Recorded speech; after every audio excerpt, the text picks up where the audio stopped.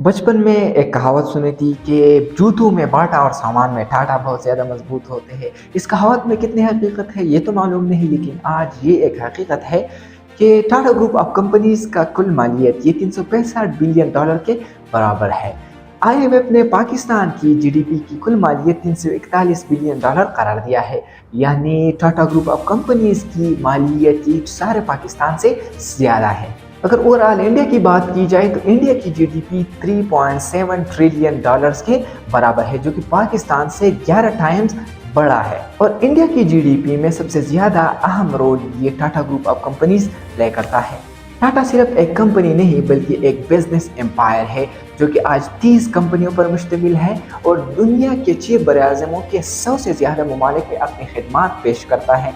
Totally चाय से लेकर लैंड रोवर और जिगवार जैसे ब्रांड तक, और नमक बनाने के कारखानों से लेकर एरोप्लेन्स बनाने तक और होटलों की तामीर जैसी कंपनियां टाटा ग्रुप में शामिल है। अगर सिर्फ टीसीएस यानी टाटा कंसल्टेंसी सर्विस कंपनी की बात की जाए तो इसकी मालियत 170 बिलियन डॉलर के बराबर है, जो कि पाकिस्तान के आधे मईशत के बराबर है। मीडिया पर तो आपने मुकेश अंबानी और अडानी ग्रुप के बारे में सुना होगा कि वो दुनिया के अरबपति बन चुके हैं, लेकिन टाटा ग्रुप के सामने मुकेश अंबानी और अडानी कुछ भी नहीं है। टाटा ग्रुप ऑफ कंपनीज की सक्सेस ये 1-2 दिन में मुमकिन नहीं हुआ, बल्कि इसके पीछे 200 सालों की मेहनत है। इस टाटा ग्रुप ऑफ कंपनियों की कहानी क्या है, आइए समझते हैं इस वीडियो में।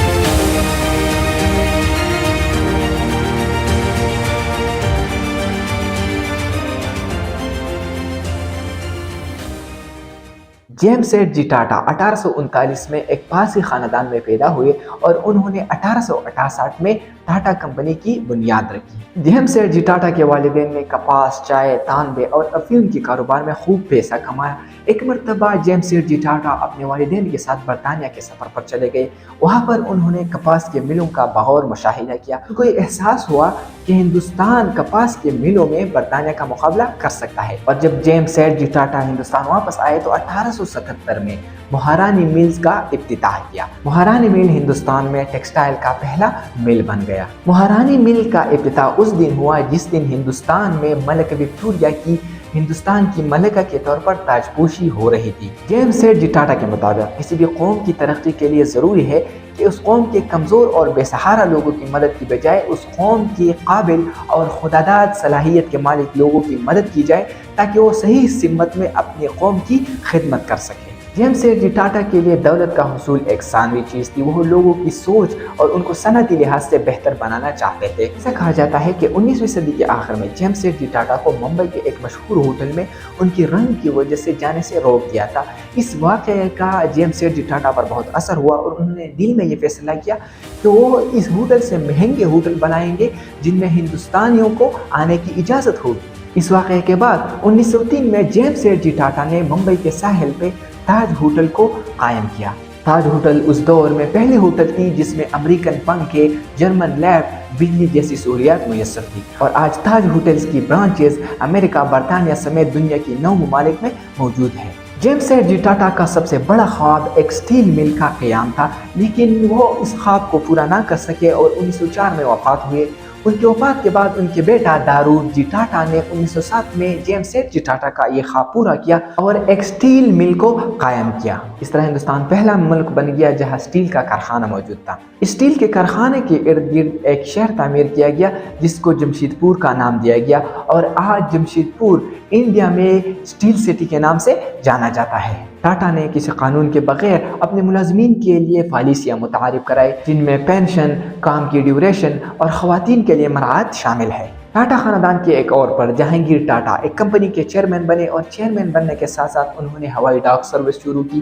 डाक सर्विस के साथ साथ वो मुसाफिरों को भी अपने साथ ले जाते थे। यही डाक सर्विस बाद में टाटा एयरलाइंस में बदल दिया गया और टाटा एयरलाइंस को इंडियन गवर्नमेंट ने खरीद लिया और एयर इंडिया में कन्वर्ट कर दिया गया। लेकिन एक मरतबा फिर टाटा ने इस एयर इंडिया को खरीद लिया है। आज टाटा सन्स के पास एयर इंडिया के अलावा सिंगापुर एयरलाइन, एरो एशिया और एरो स्टार जैसी कंपनियां शामिल हैं। जहांगीर टाटा ने 1968 में TCS यानी टाटा कंसल्टेंसी सर्विस कंपनी की बुनियाद रखी और ये कंपनी दुनिया भर में सॉफ्टवेयर सप्लाई करती है और टाटा के जितने भी कंपनीज हैं तो उनमें सबसे ज़्यादा मुनाफा बख्श ये TCS यानी टाटा कंसल्टेंसी सर्विस है। 1991 में रतन टाटा TCS के चेयरमैन बने और रतन टाटा की क़यादत में टाटा ग्रुप ऑफ कंपनीज ने दुनिया भर में अपने कारोबार को फैलाया। टाटा ने टिटली चाय, AIG insurance company, land rover, Jaguar जैसे ब्रांड खरीद लिए। टाटा सन्स के मुताबिक हर टाटा कंपनी अपनी बोर्ड ऑफ डायरेक्टर की रहनुमाई में काम करता है। मीडिया पर मुकेश अंबानी और अडानी का नाम इसलिए आता है क्योंकि उनकी कंपनियां शख्सी है, जबकि टाटा कंपनियों का एक कलेक्शन है और एक ट्रस्ट के अंडर काम करती है, इसलिए उस अंदाज में इसकी एडवर्टाइजमेंट नहीं होती।